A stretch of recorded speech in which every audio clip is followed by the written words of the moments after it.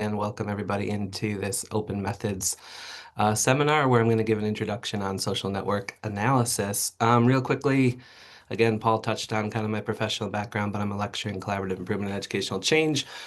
Here at the School of Education, I teach across a lot of different programs. I don't know how people spread me around, but I'm spread all around across many graduate degree programs. If you want to get in touch via email, my email's on the screen right there. I'm going to encourage you to do so. This is a very quick introduction to social network analysis, and there will inevitably probably be questions for those of you interested in the topic and the methodology, so please don't hesitate to reach out. That said, as you have questions, as I kind of run through my slide deck this afternoon, if you could just post the questions in the chat rather than jumping in and interrupting the presentation, that would be appreciated. I'll speak for about 30 minutes and then we'll have questions, enough time here at the end for all of your questions. But again, there's my email address on the screen if you want to get in touch. I wanted to start out today by just kind of advertising to you if you want to get involved with social network analysis beyond this very short talk. There's some great opportunities in the near future. The primary one being the Sunbelt Conference. So the International Network for Social Network Analysis, which sounds very repetitive, INSNA, hosts an international conference every June. And this year it is in Paris. Um, June 23rd through June 29th. Lauren's on the call too. You can see her on your screen. Thank you for not having your camera turned off, Lauren. Lauren and I actually have a talk at this conference, one of two talks for me, so we'll be down in Paris this week. The reason I bring this up though is because the conference has an entire week of workshops and very discounted student registration. All of the experts in social network analysis attend this conference, and a lot of us teach full day workshops on some of these topics I'll be mentioning today. Highly recommend if you can attend and you're interested in learning more about SNA to do so. There's also a summer school circuit. There's a great method summer school at the University of Manchester. They're kind of a hub of researchers in social network analysis. The editor for social networks, for example, works there.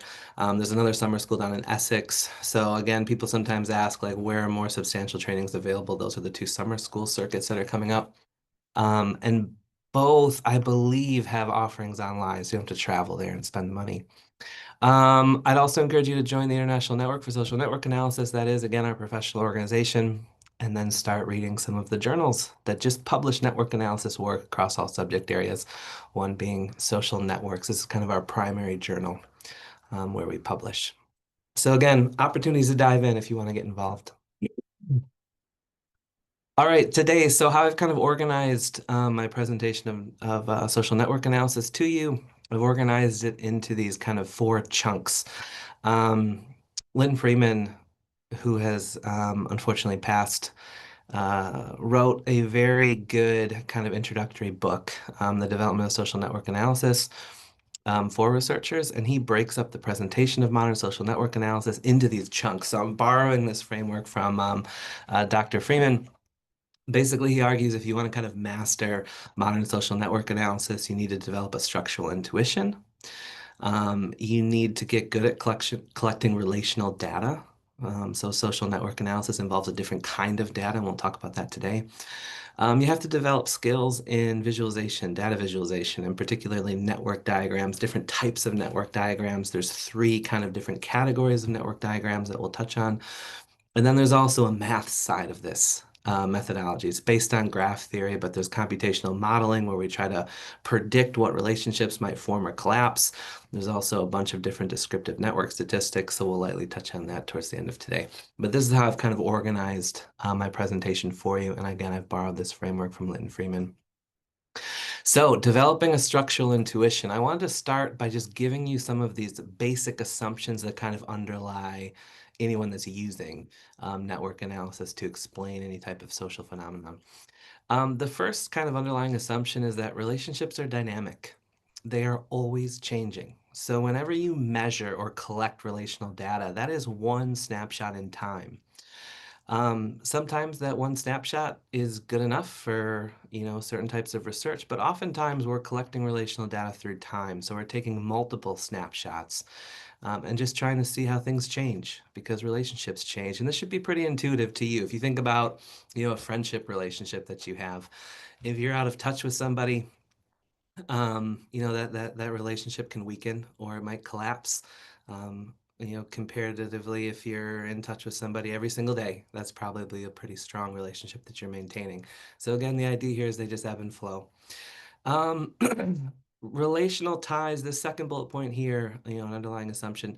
Relational ties, we conceptualize relationships as conduits or channels for the transfer of information or material resources. And why this is important is because if you see relationships as these conduits for material and non-material resources, then your position within large networks can either frustrate or facilitate your individual ambitions, um, which is a really key kind of piece to why we think relationships are important when we try to explain things.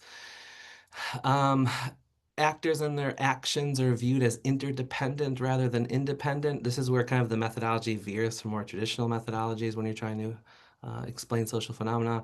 And then, the network structural environment provides opportunities or constraints on your individual behaviors. So those are some of the underlying assumptions. I wanted to read to you, before we really dive in here, also some examples of just research questions and how research that utilizes social network analysis as a methodology sounds a little bit different. You'll realize the research questions are just a little bit different from what you might be used to. This first one's on substance abuse, and I've highlighted kind of what the researchers were trying to do as they explain substance abuse. Look at how they ask about the extent to which the effect of peer substance use is moderated by the individual's position within his or her friendship network. So you're not looking to explain substance abuse as kind of an individual attribute of a person. You're trying to explain it by looking at their friendship networks and looking specifically if friends are also users of different substances and if that has an impact on that other individual. So it's about influence. It's not looking at the individual activities of a single actor. Another example for you, Friends in Locked Places, is kind of a fun study about networks that develop in prisons. They found that structurally the network resembles adolescence, suggesting that prison inmates are capable of successfully building these different peer associations. They were looking specifically at 205 inmates and their get along with network, so who they got along with while they were incarcerated. Again, you're looking at multiple folks and their connections rather than individuals. Um, and then the last one, this is something I'm very interested in as somebody in the School of Education, looking at student achievement. But if you think about all the different ways we try to explain student achievement in schools, rarely do we look at the professional networks of the teachers themselves. And so it's not just about looking at student achievement in terms of, you know, hours of homework, for example. It's looking at, well, is that student's teacher well connected and integrated within the staff or within a professional community, and what impact does that then have on the student's achievement? So I just bring these pieces of research up to you as examples of how, when you're utilizing social network analysis, the research questions are a little bit different than what you might be used to. A bit of the history behind social network analysis. If you look at this far column on the right-hand side, this is the New York Times, a historical newspaper of the United States. We've got emotions mapped by new geography. One of the first, at least publicly kind of available studies that utilized network analysis was by Jacob Moreno. And it says Dr. Moreno calculates there are 10 to 15 million isolated individuals in the nation. But I want to bring you his first study in education and kind of get your feedback. So this is our first network diagram that I'll kind of be exposing you to. Now network diagrams, and we'll get into more about network visualizations here in a couple minutes, but this is a static network diagram, so the nodes aren't moving. I can't interact with them at all. The one hint I'll give you is that Jacob Moreno was in a school and he was observing students. And from his observations, he made this network diagram. The different shapes of the nodes actually represent gender. So triangles and circles are trying to differentiate between female and male students that Jacob Moreno was observing. And if you look, there's only one connection between a male and female student. And if you think about just developmentally, when kind of a natural separation of gender happens in schools, it's usually after students hit that puberty age and they're entering into secondary school. So if you were to walk into a nursery, for example, my son, for example, is in nursery right now. He's 3.5 years old. He play with anybody, right? And you go into the room, and gender's not playing a big role in terms of who people associate with in a classroom. You go into a early secondary school, S1, S2 classroom, it plays a huge role in terms of who students are engaging with. So I just bring this up as an example. Networks can help us explain things. They can help us tell stories about different social phenomena that we're interested in, especially in education. And one of the first studies really comes from education. So I wanted to bring that up to you as a piece of history. A lot of quant folks, people outside education like to claim this methodology. That is not its historical origins. It has a big basis here in education as well. So, some real fundamental concepts. We kind of went through some of the assumptions, but I want to go through some concepts here that you need to be aware of if you're going to understand what this is. Um, Two most fundamental concepts, actors and relationships, right, or ties. And there's a lot of different ways to refer to these two different things, and I might use these terms interchangeably. So excuse me if I do, I'll try to stay consistent. But an actor, so a human actor usually, we also call them nodes. They can represent a whole bunch of different things. In educational contexts, typically they represent students and teachers. So if we're studying schools and we're doing a network analysis in a school, that's what the nodes will represent. But if I'm doing, a larger kind of organizational study and I'm looking at the flows of information, I can do that and look at the flows of information between schools, for example. So nodes can represent schools, individual schools. They can represent companies. They can represent nation states. So you can apply this methodology at a lot of different scales. And then, of course, the connective tissues, I'll call them, between people or between organizations, those are represented as ties. They're also called edges or links, and it's really important to define what type of relationship you're actually interested in. What type of relationship is relevant to explaining whatever phenomenon that you're curious about. And I'll get more into tie specification here in a moment. But you've got actors, those are nodes. You've got relational ties, edges or links. That's how we refer to that kind of stuff.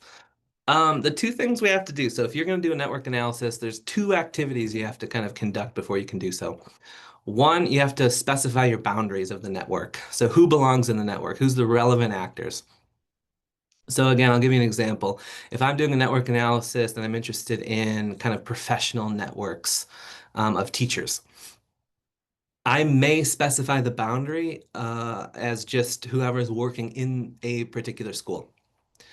But depending on what I'm trying to explain, there might be other relationships and other actors that are relevant. So I might have to expand the boundaries beyond the school and start to look at, who do teachers engage with outside the school, maybe charity organizations or professional development associations, organizations that offer professional development to teachers. So you really have to be careful and consider, who's relevant, and that's based on what you're trying to actually learn. So boundary specification, the example I kind of give you here, why this is so important and why you need to do this at the beginning of a study is because missing data, so if you miss actors, so let's say you're collecting relational data on a network of people and you think you have the boundaries set correctly, and so you distribute a survey, let's say, to collect relational data from a group of people, but really there's a couple key people that you don't include by accident, and you miss them. Look what can happen if you miss really key individuals. So if I just yank one or two nodes, so nodes 7 and 10, out of this diagram, the network can look completely different. And that's just missing two people out of a group of 20, 25 people or so. So you have to be really careful about setting your boundaries correctly. The other kind of activity you have to do at the beginning of a network analysis is you have to really specify what type of relationship you're interested in. And this requires deep thought about what types of relationships are relevant in explaining whatever it is you're trying to explain. I'll give you some examples of how I specify ties when I go and I do network analysis in a school, for example. Um, Information sharing ties, this comes from a paper by Borgatti and Cross. They really sat down and they were like, okay, information sharing. That's kind of the process we're interested in. And so we're interested in how do actors share information with one another. in order to say that a information sharing tie exists between two actors, what what can we observe in order to say that relationship exists? And so they started breaking down this actual social process into these different steps. They realized that, well, in order to have an information sharing tie or a relationship between two people, um, one of these actors has to actually know what the other person knows. That's kind of an initial step. They have to value what that person knows. They have to be able to gain timely access to that person's thinking, and then they have to perceive that seeking information from that person would not be too costly. And they've realized if actors kind of progress through these four steps, then you have the possibility of an information sharing tie to exist. This has huge implications for how you ask for relational data from respondents. So if I go in, I'm interested in information sharing ties between teachers, I might ask on a survey, you know, who in your school has expertise in this particular topic that I'm interested in exploring in, you know, some type of maths concept. And that would tell me the first step. I'd have them actually list out the names of who they think actually know relevant information. Um, so again, breaking down these relationships in this type of detailed way can really help in terms of how you collect this information. Another example I'll give you is with collaboration. I'm very interested in collaborations between professionals in schools. Oftentimes, though, if I were just to ask somebody, hey, who do you collaborate with on school improvement work? They might have a very different understanding of what collaboration actually means. And so there's a great paper here by Keaston Mandel, 2014, that kind of breaks down different types of working together, which again can help you kind of formulate your questions when you ask folks about their relationships. They kind of argue that there's a spectrum of working together, and it starts with cooperation. This is kind of the lowest level of working together. It's easy to do, but it also dissipates fairly quickly in organizations, and it can reform even quicker. Coordination and then collaboration being kind of the hardest form of working together to actually develop and maintain. What I've kind of noticed is collaboration doesn't even exist in school organizations until you're sharing either student data, performance data, or you're sharing resources, actual money.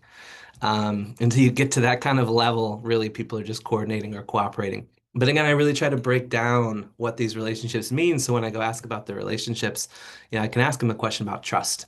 And who do you have low, medium, or high levels of trust with? Who do you communicate with more frequently? That can help me kind of compile this notion and formally define type of relationship. All right, so relational data. Let's jump into our next kind of bucket of information for social network analysis. There's two different, the underlying data behind a network, there's two different ways to kind of formulate it. The easiest way is with a node and an edge list. And a node list, so think of an Excel spreadsheet. You've got a single column, it's titled name, and you just list every single person or actor that's going to be in the network. That's a node list. Edges, an edge list just lists the relationship. So you've got a source and you've got a target. So you've got a two-column Excel spreadsheet, and you just list all of the different relationships. The source to target, you can have directed and undirected networks. So if they're undirected, you don't care about the direction of the relationship, then it doesn't matter, which side you put the names on. But if it is a directed and you care about the direction of a relationship, so for example, if you're looking at, I don't know, if you're looking at a friendship relationship, right? Probably both folks have to agree that they're friends if there's actually going to be a friendship that's there. And so you wouldn't necessarily care about the direction. You just make sure that both folks nominated the other folks when you ask them about who are they friends with. But if you have a mentoring mentee relationship, then you care about direction. So you need a directional network. So if you'd ask folks, do you mentor anybody at the school? Joe mentors Mary, then you'd care about that direction. You'd want to actually have an arrowhead on the network itself. The other way to represent relational data is an adjacency matrix. This is just not as straightforward. If I go back to the node and edges list, the reason this is so good is you can just add attribute columns. So if I've got, if I want to put gender, for example, in on the node list, I can just create a second column on the node list, call it gender, start listing genders. If I want to add like a tenure, attribute, for example. If I care about how long these folks have been working in a school, I can just add a tenure attribute. It's just easier to deal in nodes and edges lists than adjacency matrices. You'll see that it's very difficult to add any type of attributes to this. The only real attributes you can add is kind of the strength of these relationships. But traditionally with a matrix, you're just indicating whether a relationship exists or not between the two individuals. So you've got the same names going across the top and going across the bottom. And a 0, no relationship exists. A 1, a relationship does exist. You can start to add in strength scores. So you can add, change these numbers based on the strength of the relationship, but it's much more constricting. All right, so relational data, when you collect it, you need to know that it's perceived as being much more kind of invasive compared to other forms of information. Um, so the story I'll kind of give you is at the South Pole Research Station. There's a picture of it here. Basically, every year there's a winter over kind of crew that flies down on one of these big C-130 planes from the U.S. Air Force. You have to apply to get into this research facility to do some work. But it's a really interesting kind of research context because you're completely isolated. Once you fly in October for the winter down south, they cannot fly down and pick you up. And so you're stuck for several months with this same group of people that you've no relationship with prior. And so there were some network researchers that wanted to go in and do a study within this context to figure out how friendships form between people that have never met before. Um, Here's some pictures of just what the research facility looks like. It's very much like an army barracks type situation. It's actually a very large research facility. But here's what you get. So you get NSF grantees. They're nicknamed the Beakers. That's what they go down on the C-130, and they're called the Beakers, and these are the researchers. And so you get, a rough group of like 28. You've also got a winter over crew. You've got support staff. They're called the trades. You get plumbers, carpenters, electricians, people you can't live without if you're going to be isolated somewhere for several months. And so the researchers came in and they met with them during orientation before they got on the C-130 and flew down to the research center. And they asked them a couple of questions. So they were collecting relational data. They were interested in the formation of friendship ties. And here's the question they asked all of the people that were going to fly down one year. Please rank the following members of the winter over crew in order of their friendship or potential friendship to you from 1 to 20. The member you feel closest to should be ranked 1, while the individual you feel most distant from should be ranked 20. I'm going to read you a little excerpt from Borgatti, Everett, and Johnson's book, Analyzing Social Networks, as to how this went over when they asked this question on a survey. Immediately, several of the crew members began to grumble and protest, and one crew member threw down his pencil and walked out of the room. One respondent wrote on the survey form, quote, I would really like to do my best to cooperate and help, but please, no more rankings. While yet another one put a 1 next to each crew member's name. The reason they got this reaction is because folks were kind of open-minded. They wanted to keep open the possibility they might be friends with everyone they just met. And so asking them to kind of rank order who they think they're going to become friends with kind of struck an emotional chord with folks. They didn't want to respond. And so what happened was these researchers did not receive a good data set. They needed to think of a more sensitive way to engage with folks and get at this information. They couldn't just be as blunt as, who do you think you're going to become friends with? And so when you collect relational data, you have to be very careful about how you ask these questions, how you formulate the questions, so you can elicit as complete of a data set as possible. How's relational data collected? Observations, surveys is the most common. So you just ask respondents about their relationships. You can ask people about their relationships in interviews. So for smaller networks, this might be feasible in terms of workflow. And then kind of the holy grail of relational data is digital trace data, which you can start to record and pull from different archival records or social media. Become a lot more restricted recently, but definitely a good source of relational data. Some examples of relational questions in surveys, please select the administrators for whom you go to for advice. That's an advice-seeking network. Another one, respondents were asked to quantitatively assess their relationships with other administrators on a 5-point interaction scale. Again, we'll distribute these slides, but these are the studies if you want to read more about them. Archival data on Twitter, so this just involves scraping digital trace data. Really interesting study there that you can read more about is about conspiracy theories during COVID and misinformation on Twitter. Network visualization, I'll kind of run through this very quickly because I know I'm running out of time. But basically, when you visualize relational data, and this is where network analysis gets really exciting. People get excited about seeing networks. The basic building blocks, you've got the nodes, right? Those dots, you've got edges, which are just discrete lines between two nodes, and then basic structural configuration. So you've got dyads, you've got triads, and you've got stars. These are kind of the basic building blocks, and we try to identify where those building blocks are in networks, because this is generally what we see as being non-random type of substructures that can explain different things that are happening. But basically, how is relational data visualized? You've got static network diagrams, which again are just pictures of networks. They're a snapshot in time. You've got interactive network diagrams that are clickable. You can move them around the screen. Those are really good for kind of embedding multiple types of information. So if you've got a lot of qualitative data, for example, you can start to embed that into an interactive network diagram as tooltips, which is what I've done here. And then you've got dynamic, which shows longitudinal relational data where you can actually create a movie and show how a network evolves through time. These are R packages down below that you can use to kind of generate these network visualizations. So iGraph, VisNetwork for interactive network diagrams, and NDTV for longitudinal network movies. I think I have, so this is a static network diagram just showing different types of relationships. You've got different types of organizations. Whenever you visualize a network, you've got to make sure that you provide the number of nodes, the number of edges, and if it's directed or not. That's kind of basic information. See if this fancy visual works. Here's an example of an interactive network diagram. So you can see I'm taking the same network, I'm just clicking it and moving it around. Great again for incorporating. You see when I scroll my cursor over a node, it can show you labels. So I don't have to like show all the labels all the time if it's not static. Users can call on those when they need to.